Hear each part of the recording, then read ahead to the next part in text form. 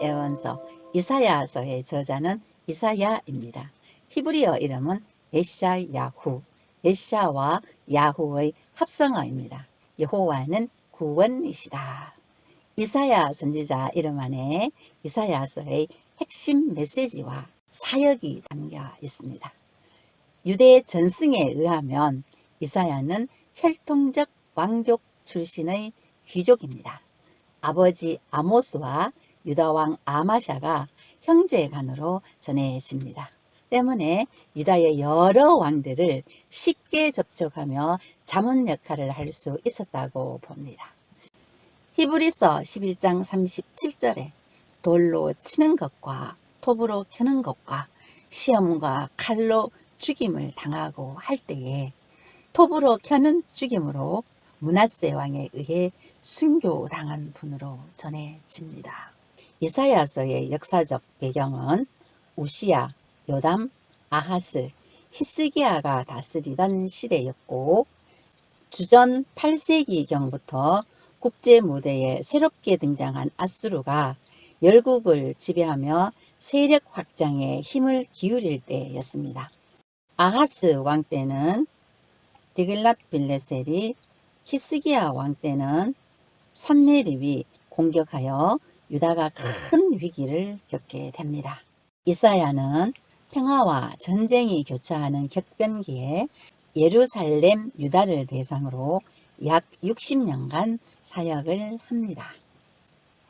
아울러 바벨론, 아수르, 블레셋 등 주변 여러 나라에 대한 예언 사역도 합니다. 1장에서 39장까지는 하나님의 심판에 관한 예언을 담고 있습니다. 핵심 구절은 1장 18절 말씀입니다. 이사야는 먼저 유다와 예루살렘에 초점을 맞추고 하나님의 분노와 함께 심판을 예언합니다. 하늘이여 들으라, 땅이여 귀를 기울이라.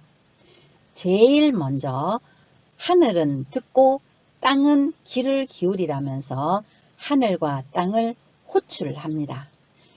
왜냐하면 율법을 주셨을 때 하늘과 땅이 참여한 바가 있기 때문입니다. 신명기 30장 19절에 하늘과 땅을 불러 너희에게 증거를 삼노라. 신명기 31장과 신명기 4장 역시 하늘과 땅을 증거 삼는다고 말씀하고 있습니다. 내가 자식을 양육하였거늘 그들이 나를 거역하였도다.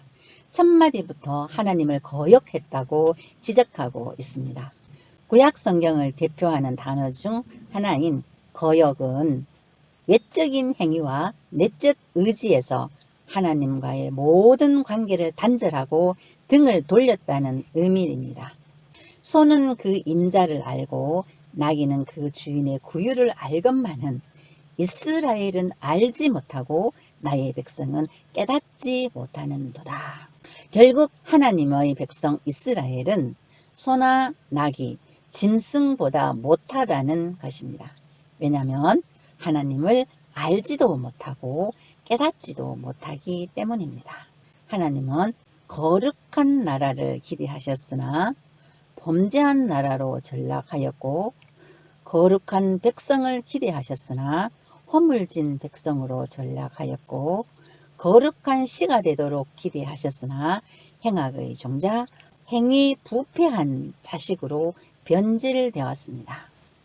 또한 하나님을 배반하고 이방신들을 섬겼습니다. 그 결과 하나님의 징계를 받아 땅은 황폐하고 성읍은 불에 탔고 토지는 이방인들에게 삼킨 바 되었습니다. 이러한 상황을 딸 시온은 포도원의 망대같이 참외밭의 원두막같이 에워싸인 성읍같이 겨우 남았도다 라고 노래하고 있습니다. 이는 북이스라엘을 삼킨 아수르가 히스기야 왕 때에 다시 공격하여 남유다의 46개의 성읍을 삼키고 예루살렘만 포도원의 망대같이 겨우 남아있을 때로 봅니다. 이러한 상황에서도 깨닫지 못하는 유다와 예루살렘을 향하여 너희가 어찌하여 매를 더 맞으려고 패역을 거듭하느냐 하고 질책하고 있는 것입니다. 이어서 언약 백성의 가장 핵심적인 영적 생활에서의 잘못을 지적합니다. 여호와께서 말씀하시되 너희의 무수한 재물 수송아지나 어린 양이나 순염소의 피를 기뻐하지 아니하노라. 헛된 재물을 다시는 가지고 오지 말라. 하나님 앞에 드려지는 무수한 재물을 헛된 재물이라고 말씀하십니다. 왜냐하면 성회와 아울러 악을 행하는 것을 내가 견디지 못하겠노라. 악을 행하면서 동시에 하나님께 드리는 형식적인 제사를 질책하신 것입니다. 그 결과 너희가 많이 기도할지라도 내가 듣지 아니하리니. 왜냐하면 이는 너희 손에 피가 가득함이라. 죄를 지으면서 기도하는 것 하나님 받지 않으신다는 것입니다. 하나님이 진짜 원하시는 것은 너희는 스스로 씻으며 스스로 깨끗하게 하여 하나님 목전에서 악한 행실을 버리고 행악을 그치라는 것입니다. 악을 그치는 것만으로는 율법에 충분할 수가 없습니다. 때문에 선행을 배우며 정의를 구하며 학대받는 자를 도와주며 고아를 위하여 신원하며 과부를 위하여 변호하라. 이렇게 할 때에 너희의 죄가 주홍 같을지라도 눈과 같이 희어질 것이요 진홍같이 붉을지라도 양털같이 희게 되리라. 아멘.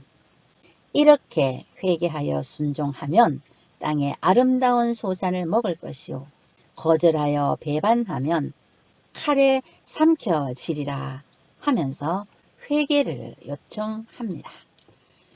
결론적으로 유다는 땅이 황폐하였고 성읍은 불에 탔고 토지는 이방인에게 삼키워지고 예루살렘만 포도원의 원두막 같이 남았음에도 불구하고 회개하지 않았기 때문에 바벨론에 의해 포로로 잡혀가게 될 것을 39장에서 언급하고 있습니다.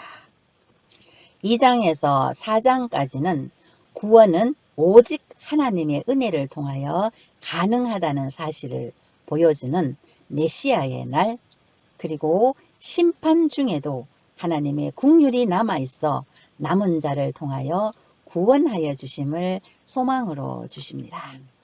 5장은 포도원 비유를 통하여 하나님의 심정을 나타내고 있습니다. 농부로 표현되는 하나님께서는 포도원을 위해 심히 기름진 산을 예비하셨고 땅을 파서 돌을 제하고 극상품 포도나무를 심었습니다. 뿐만 아니라 포도원을 지키기 위해 망대를 세웠고 담을 쌓고 울타리도 만들었습니다. 최고급 포도주를 기대하면서 술틀까지 팠습니다. 이와 같은 사랑과 정성을 쏟고 좋은 포도를 맺기를 바랬더니 냄새가 고약하여 먹을 수 없는 들포도를 맺었습니다. 좋은 포도 정의를 맺는 대신 들포도인 포악의 열매를 맺었습니다. 공의의 열매를 맺는 대신 억울한 자의 가슴 속에서 터져나오는 비명소리의 들포도를 맺었습니다. 유다가 맺은 들포도 6가지를 소개하고 있습니다. 6가지 화선포로 나타납니다. 첫 번째 열매는 집과 전토를 늘려 혼자만 잘 살려는 탐욕의 열매입니다. 가옥에 가옥을 이으며 전토에 전토를 더하여 이 땅 가운데서 홀로 거주하려고 하는 자들에게 화를 선포합니다.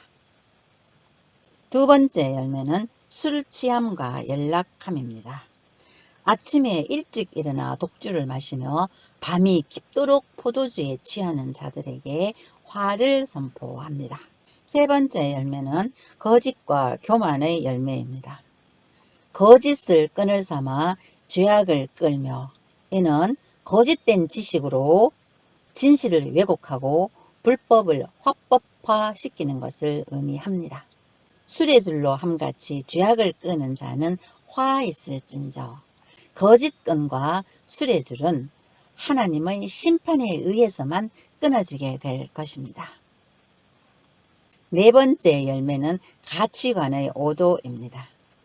악을 선하다 하고 선을 악하다 하며 흑암으로 광명을 삼고 광명으로 흑암을 삼으며 쓴 것을 단 것으로 단 것을 쓴 것으로 삼는 자에게 화를 선포합니다. 다섯 번째 열매는 스스로 높이는 교만입니다. 스스로 지혜롭다 하며 스스로 명철하다 하는 자들에게 화를 선포합니다. 마지막 여섯 번째 열매는 불의한 재판입니다. 포도주를 마시게 용감하며 독주를 잘 빚는 자들에게 화를 선포합니다. 이유는 뇌물로 말미암아 불의한 재판을 하기 때문입니다.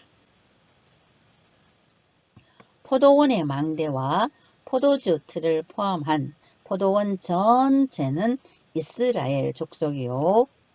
그 중에 포도나무는 유다 사람이요.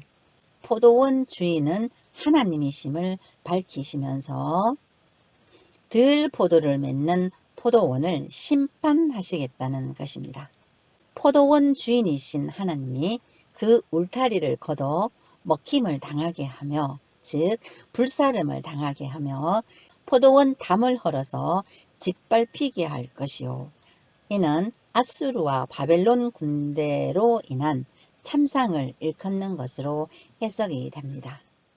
이렇게 심판하신 이유는 만군의 여호와의 율법을 버리며 하나님의 말씀을 멸시하였기 때문입니다.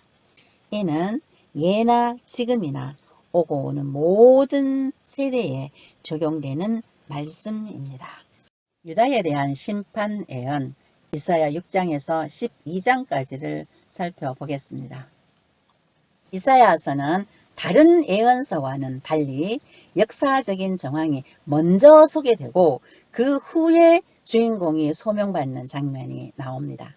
이처럼 소명받는 장면을 역사의 말미로 옮긴 것은 지나온 역사의 의미와 메시지를 묶어서 전달하고자 하는 의도가 있음을 알 수가 있습니다.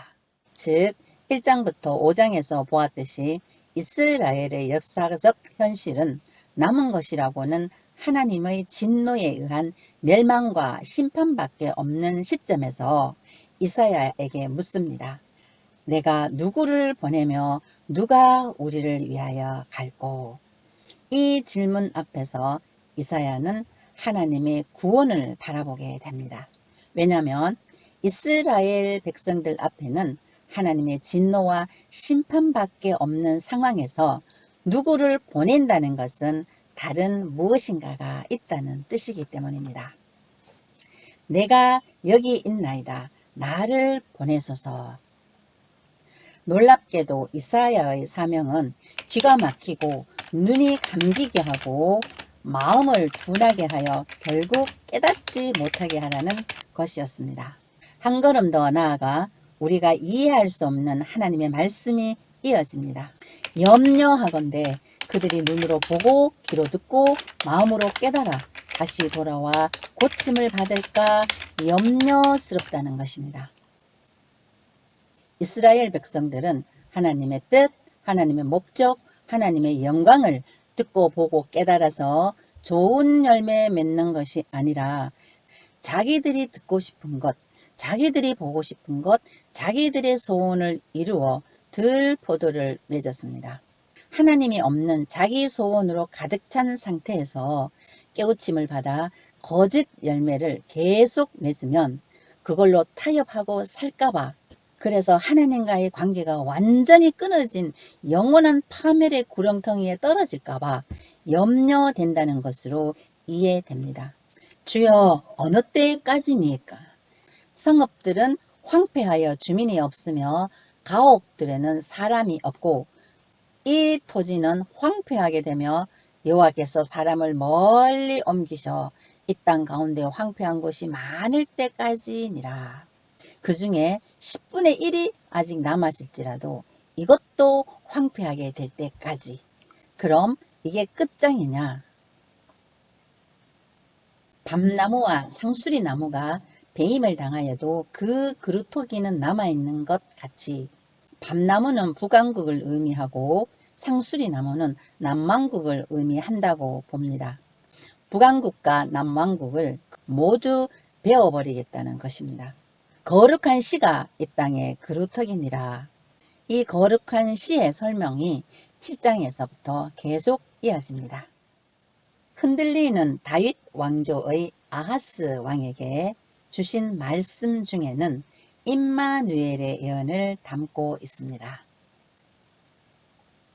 임마누엘의 역사적 배경은 아람과 북이스라엘이 동맹을 하여서 남유다를 침공할 때였습니다. 발단은 유다왕 아하스가 반아수리아 정책에 연합하지 않았기 때문입니다. 때문에 이 전쟁의 최종 목표는 예루살렘을 정복하여 아하스 왕을 폐위시키고 다부엘의 아들을 유다 왕으로 세워서 자기들의 정책에 순응하는 정권을 세우는 것이었습니다.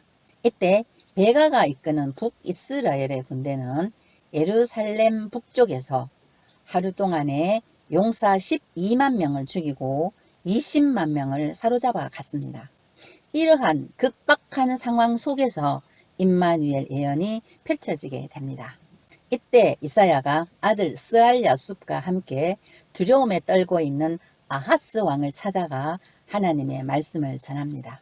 그들은 연기 나는 두 부지깽이 그루터기에 불과하니 두려워하지 말고 낙심하지 말라. 에브라임은 65년 내에 패망할 것이니 믿음에 굳게 서라는 것입니다.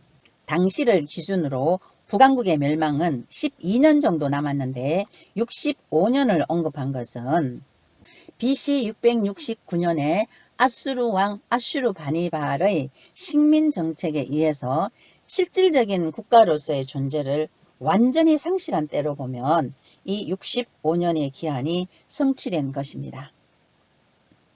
하나님의 말씀을 믿지 못하는 아하스에게 연약한 믿음을 강화시킬 목적으로 징조를 구하라고 기회를 줍니다.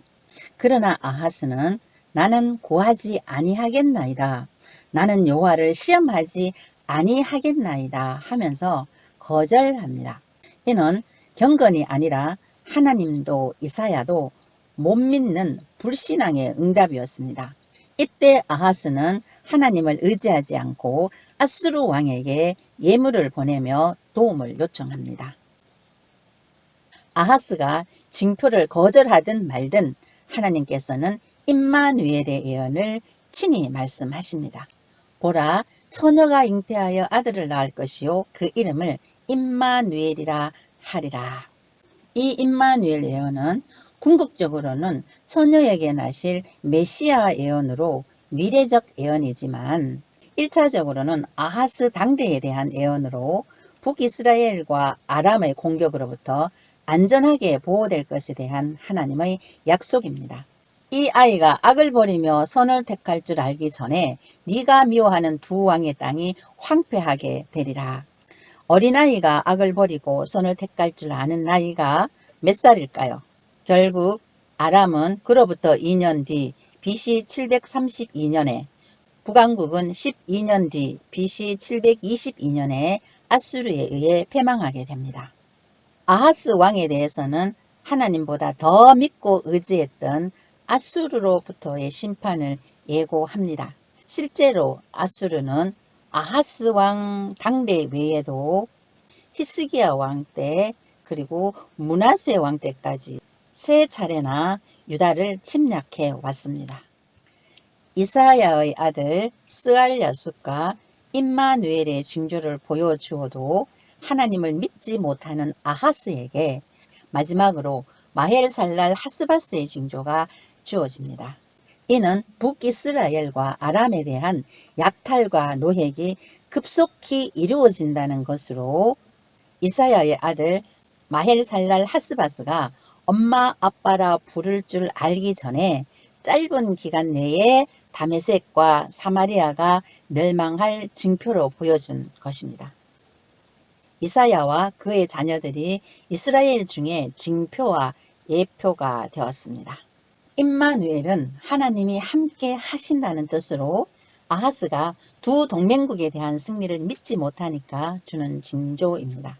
마헬살랄 하스바스는 노략이 임박했다는 것으로 북이스라엘과 아람 두 나라가 곧 망할 것을 확인시키기 위해 주신 징조입니다.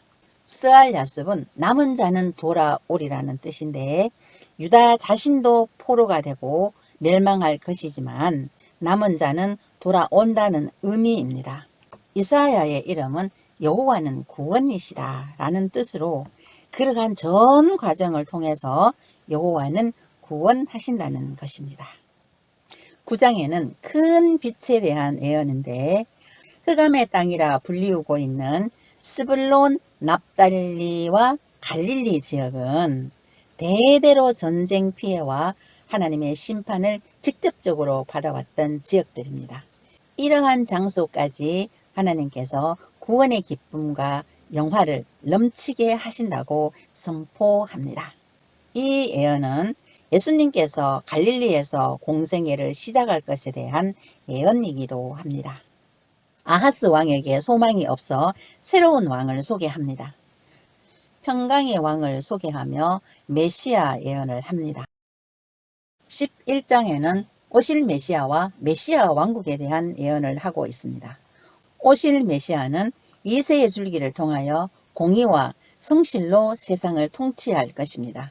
메시아의 왕국은 여호와를 아는 지식이 충만하여 이리와 어린 양이 함께 살고 표범과 어린 염소가 함께 눕는 그러한 나라가 될 것입니다. 메시아 왕국의 백성은 혈통적 유대인을 넘어서 열방을 그에게로 불러 모을 것이며 온 천하 만민이 돌아올 것입니다. 이사야의 예언 대상이 유다와 예루살렘을 넘어 주변에 위치한 나라들, 즉 열방으로 확장시킵니다. 뿐만 아니라 전 세계 종말론적 심판까지 예언함으로써 하나님은 이스라엘뿐만 아니라 전 세계를 주관하는 통치자이심을 드러내고 있습니다. 이사야가 활동하는 시대의 유다의 가장 위협적인 적대국은 아수르였습니다. 그러나 남유다는 아수르에 의해서 망하는 것이 아니라 바벨론에 의해 망하고 아수르 역시 바벨론에 의해 망하게 됩니다. 결국 바벨론은 고대사에서 가장 강력한 제국이 되었습니다. 이방 나라에 대한 첫 예언으로 이 바벨론에 대한 심판과 멸망을 선언하고 있습니다. 바벨론 심판의 방법은 은금을 기뻐하지 아니하고 전쟁 시에 활을 많이 사용하는 메대 사람들을 일으켜서 잔인한 방법으로 멸망시킬 것을 예언합니다. 바벨론 왕은 높은 지위에 오르는 야망을 가진 인물이었습니다. 심지어 하나님까지 경쟁의 대상으로 삼았습니다. 이와 같이 교만한 마음은 바로 바벨탑을 쌓아 하늘까지 닿게 하여 우리 이름을 내고 흩어짐을 면하자 하는 바벨탑 정신이라 하겠습니다. 바벨론 왕의 교만은 궁극적으로 하나님의 심판을 받아 스올로 직행하는 원인이 됩니다. 바벨론이 심판받는 이유는 벨, 모르닥 같은 우상과 신상들을 숭배한 죄, 여호와를 향한 교만, 하나님 나라 백성에 대한 학대와 강포, 이스라엘의 대적 바벨론에 대한 심판은 곧 이스라엘의 구원과 해방을 위한 하나님의 섭리입니다. 아수르 심판 역시 우연히 발생된 사건이 아니라 이스라엘의 회복과 구원을 위해 하나님께서 진행한 것임을 강조하고 있습니다. 이사야 8장에 의하면 아수르의 심판 원인은 하나님의 뜻에 의해 다메섹과 북이스라엘을 파괴한 아수르가 하나님께서 정하신 그 선을 넘어서 다윗의 집 유다까지 삼키려 했기 때문이라고 말씀하고 있습니다. 바벨론 아수르에 이어 블레셋 멸망에 대한 예언입니다. 블레셋에게 유다 왕 아하스가 죽었다고 기뻐하지 말라는 것입니다.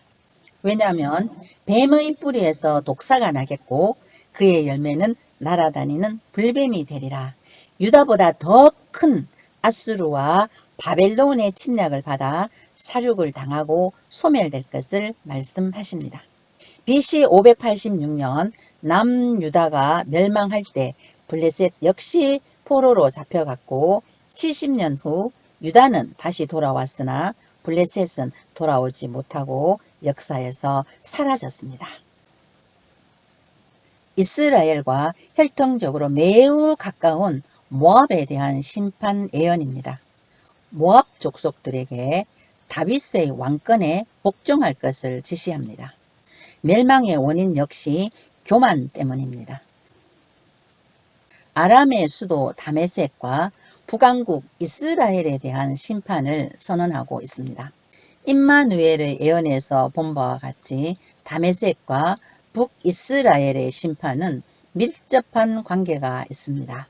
먼저 다메섹은 성읍을 이루지 못하고 무너진 무더기가 될 것이라면서 완전히 파괴되어 재기불능의 상태가 될 것이라고 선언합니다. 북이스라엘은 남은 자 며칠 남겨서 하나님의 구원에 참여시킨다는 은혜의 약속이 나타나 있습니다. 구스에게는 심판 예언이 아니라 유다를 보호하시는 하나님의 능력을 보고 믿음을 갖도록 권면하고 있습니다. 하나님은 이방인을 무조건 심판하시는 것이 아니라 심판 가운데서도 회복과 구원의 약속을 주십니다. 그 대표적인 예가 애굽에 관한 예언입니다. 그날에 애굽 땅 중앙에는 여호와를 위한 제단이 있겠고 그 변경에는 여호와를 위하여 기둥이 있을 것이요 여호와께서 애굽을 치실지라도 치시고는 고치실 것이므로 그들이 여호와께로 돌아올 것이라. 이사야의 예언은 후대에 그대로 성취되었습니다. 남왕국 유다가 멸망 직후 유대인들은 대거 애굽으로 내려갔습니다. 이들에 의해 BC 160년경 애굽 땅 중앙에는 여호와의 제단이 세워지게 되었습니다. 요세푸스의 유대 전쟁사에 의하면 그때 유다의 제사장 오니아스 4세가 예루살렘에서 도망을 하여 애굽 땅으로 망명했었는데 이사야 19장의 말씀을 근거로 애굽의 톨레미 왕으로부터 예루살렘에 있는 것과 같은 성소를 지을 수 있도록 허락받았다고 전하고 있습니다. 알렉산드리아에서는 구약 성경이 헬라어로 번역된 곳이죠. 이처럼 애굽은 주후 640년 이슬람의 침입이 있기까지 하나님의 구원의 날개 아래 들게 되었습니다. 이사야가 3년 동안 벗은 몸과 벗은 발로 다니며 애굽 사람들과 구스 사람들이 아수르로 포로가 될 것에 대한 징조와 예표가 된 것입니다. 두마는 에돔에 대한 상징적인 명칭으로 봅니다. 에돔의 심판에 대해서는 별관으로 오바다서에서 상세히 다루고 있습니다. 아라비아에 대한 심판 예언은 1년 내에 게달의 영광이 다 쇠멸하리라는 겁니다.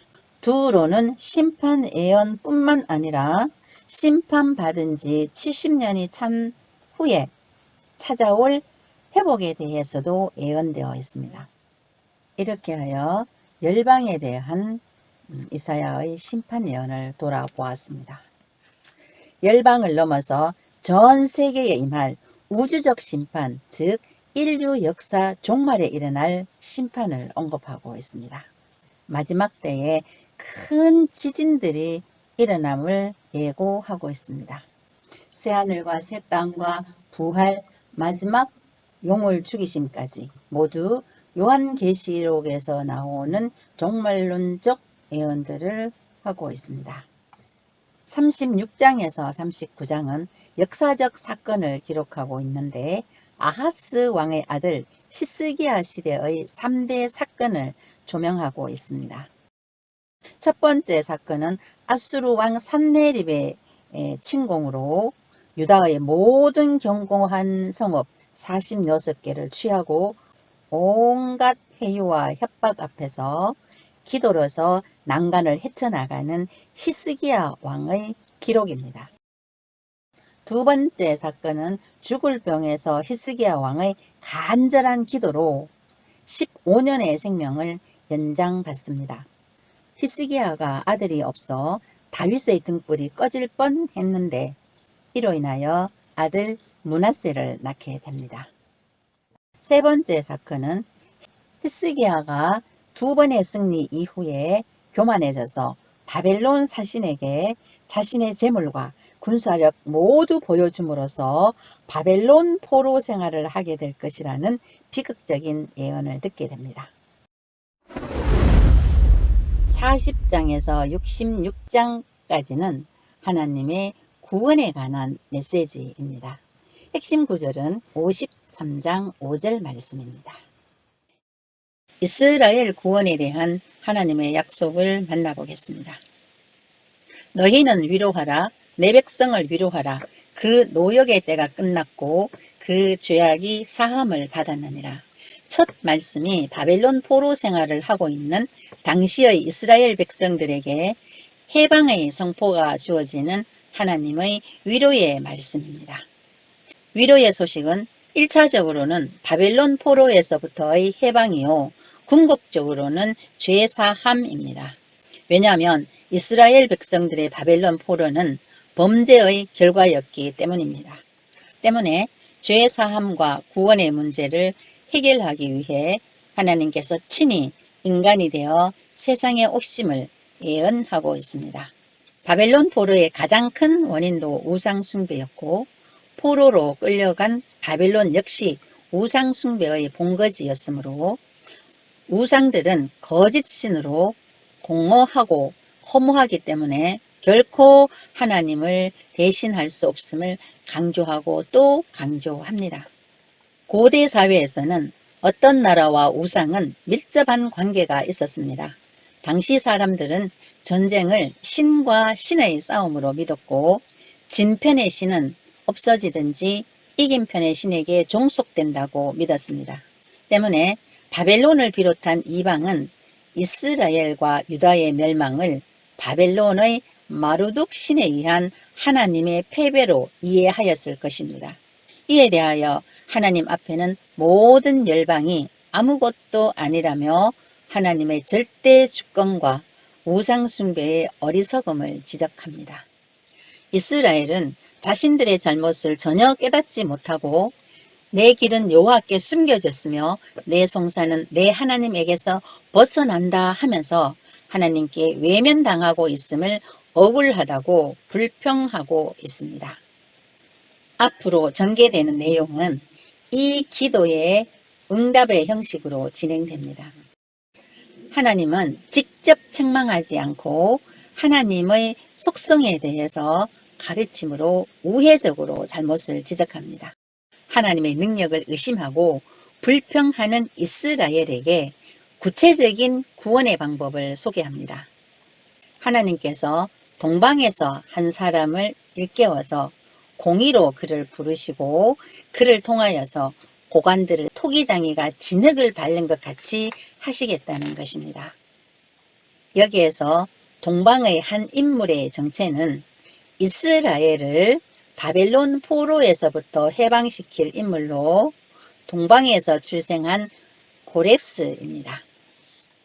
바벨론 포로 생활로 극심한 고통 가운데 이제는 희망이 없다고 하는 이스라엘을 향하여 너는 나의 종이라고 부르십니다. 하나님의 뜻을 성취하기 위해 종으로 부르신 이스라엘에게 사명을 주십니다. 버러지 같은 야곱이라 부르시면서 이가 날카로운 새 타작 기계로 삼으시겠다는 것입니다. 이는 무가치한 이스라엘이 힘이 있는 세계 열강들을 무너뜨릴 것을 암시하는 것으로 이스라엘은 단지 멸망으로부터 구원받을 뿐만 아니라 강력한 정복자로서의 사역을 감당할 책임이 주어진 것입니다. 이스라엘은 하나님의 종으로 부름받고 막중한 사명을 받았으나 그들은 눈멀고 귀먼 종으로 임무 수행에 실패한 악한 종이었습니다. 때문에 하나님의 뜻을 온전히 성취할 여호와의 종을 보내시는 것입니다. 이사야서에서는 하나님이 세우신 종의 모습은 이러해야 된다고 여호와의 종 메시아에 대한 예언이 4번에 걸쳐 소개되고 있습니다. 여호와의 종의 사역은 첫째, 하나님께서는 여호와의 종을 통하여 이스라엘의 선조들과 약속하신 구원의 언약을 성취하십니다. 두 번째는 여호와의 종은 단지 이스라엘 민족만을 위하여 사역하지 않고 이방의 빛으로 온 인류를 구원으로 인도하십니다. 세 번째는 여호와의 종은 눈먼 자의 눈을 밝히며 갇힌 자, 흑암에 앉은 자를 감방에서 나오게 하심으로 죄의 노예 상태에 있는 자를 해방시키는 사역을 감당하십니다. 상한 갈대 같고 꺼져가는 심지 같은 이스라엘의 운명 앞에서 내가 너를 지명하여 불렀나니 너는 내 것이라 하시면서 하나님의 대속의 은혜를 설명하고 있습니다. 하나님께서 이스라엘 백성의 해방을 위해 바사 왕 고레스에게 애굽, 구스, 스바, 아프리카 일대를 점령하도록 하는 대신 하나님의 백성 이스라엘을 해방시키도록 하셨다는 것입니다. 지금까지 익명으로 소개되었던 하나님의 구원 대리자가 바로 이방왕 고레스라고 구체적으로 밝히고 있습니다. 고레스에 대하여 이르기를 내 목자라 그가 나의 모든 기쁨을 성취하리라. 바사왕 고레스를 통하여 바벨론을 멸망시키고 이스라엘을 해방시키겠다는 것입니다. 고레스에게 맡겨진 임무는 포로 귀환까지만이며 그 이후의 온전한 구속은 앞으로 임할 종의 사역, 즉 메시아의 사역에 의해서 완수될 것입니다. 고레스에 대하여 이어지는 말씀은 하나님께서 바사왕 고레스에게 직접 하신 말씀을 기록하고 있습니다.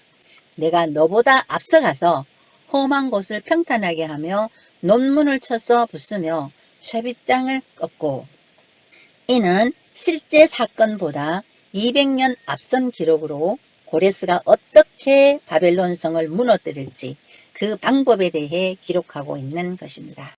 46장에서는 바벨론 우상들의 멸망을 선포하고 있습니다. 벨 우상은 바벨론 수호신 중의 우두머리로 다른 이름으로는 마르둑이라고 부릅니다. 마르둑은 아람어고 히브리어로는 벨이라 부르는 것입니다. 느보는 마르둑의 아들이며 문학과 과학의 신입니다. 바벨론 우상들의 멸망에 이어 바벨론 멸망을 선포합니다. 신바벨론은 주전 625년부터 540년까지 85년간 하나님의 도구로 사용되었습니다. 그러나 포악함과 무자비함으로 멸망을 자초하게 되었습니다.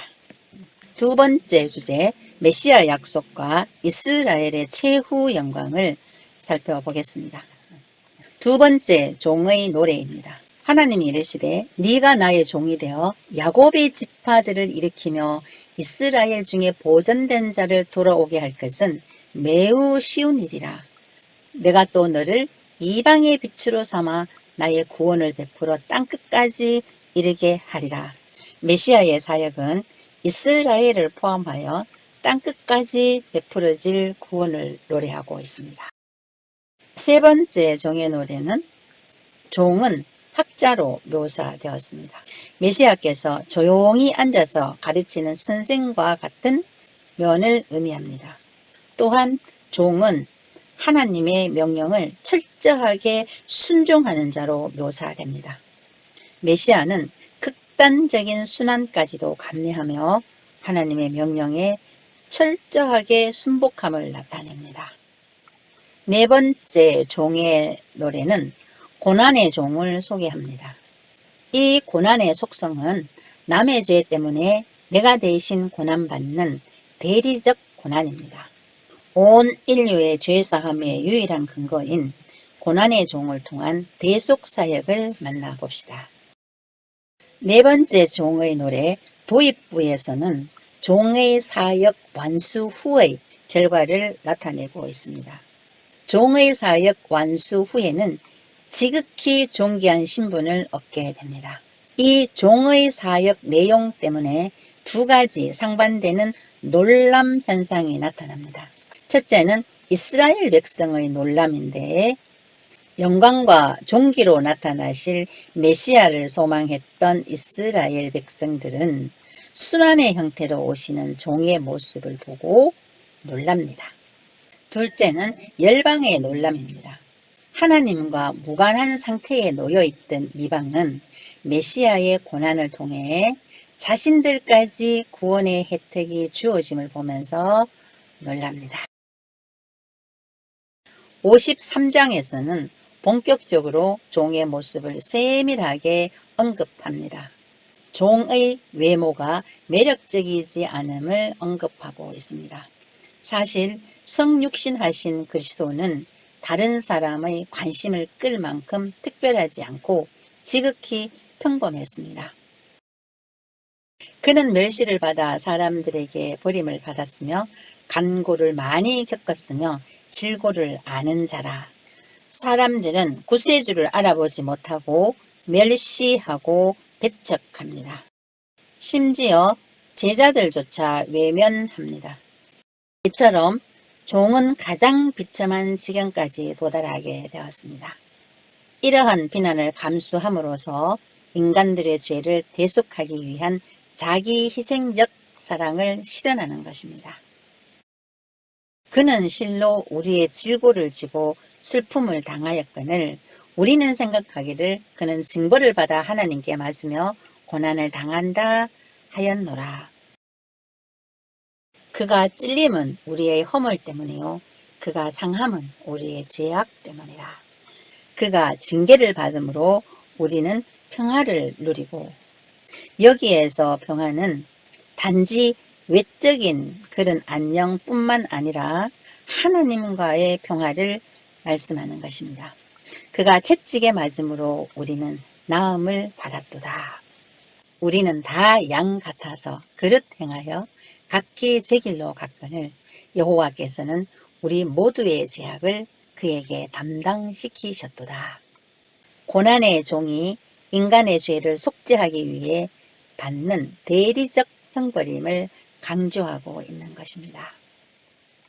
질고, 간고, 징벌, 고난, 찔림, 상함, 징계, 이런 표현들은 종의 고난이 죄에 대한 징벌과 연관이 되어 있음을 알 수가 있습니다. 종은 자신의 영혼을 속건 제물로 드림으로써 제사 제도를 완성하셨고, 아울러 수많은 영혼들은 구원의 반열에 들게 됩니다. 고난의 종의 죄를 용서해주는 대속 사역을 통하여서 이스라엘의 영광과 회복이 예언되어집니다.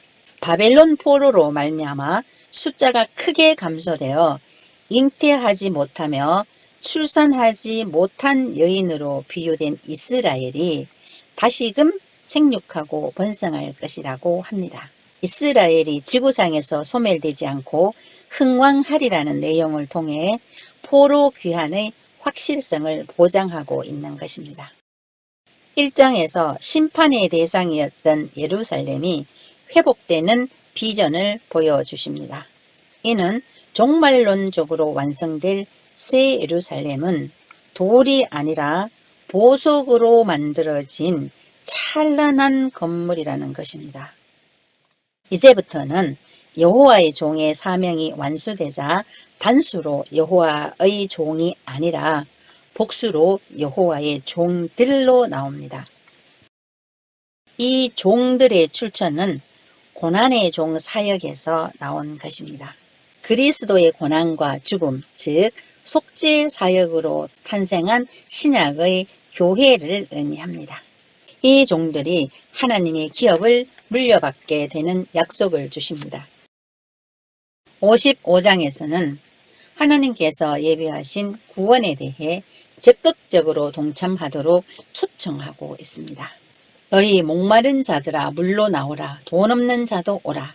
너희는 와서 사 먹되 돈 없이 값없이 와서 포도주와 젖을 사라. 하나님께서 약속하신 축복은 값을 지불할 필요가 없이 은혜로 주어지는 선물입니다. 왜냐하면 독생자의 죽음을 통하여 무한한 값을 지불해 놓으셨기 때문입니다. 하나님의 말씀을 듣고 먹는다는 것은 메시아의 사역을 깨닫고 믿음으로 그것을 받아들임으로써 육의 생명이 아닌 영의 생명을 얻게 된다는 것입니다. 계속 이어지는 이사야의 예언은 이 하나님의 초청에 감사함으로 받아들이고 회개하는 자는 새 하늘과 새 땅으로, 반면 거부하는 자들은, 즉 하나님을 대적하고 패역한 자들은 벌레가 죽지 아니하며 불이 꺼지지 않는 곳에 들어가게 될 것을 끝으로 이사야서의 막이 내려집니다. 65장과 66장에서 새하늘과 새 땅을 언급하고 있는데 서로 다른 부분을 발견할 수가 있습니다. 65장의 새하늘과 새 땅은 날수가 많지 못하여 죽는 어린이와 수완이 차지 못한 노인이 다시 없을 것이라. 이렇듯 죽음이 나오는 것으로 보아 영원한 천국과는 다른 곳을 말씀하고 있습니다. 이는 천년 왕국에 대한 말씀으로 66장의 새하늘과 새 땅은 영원한 천국으로 해석이 됩니다. 함께 하신 여러분 대단히 감사합니다.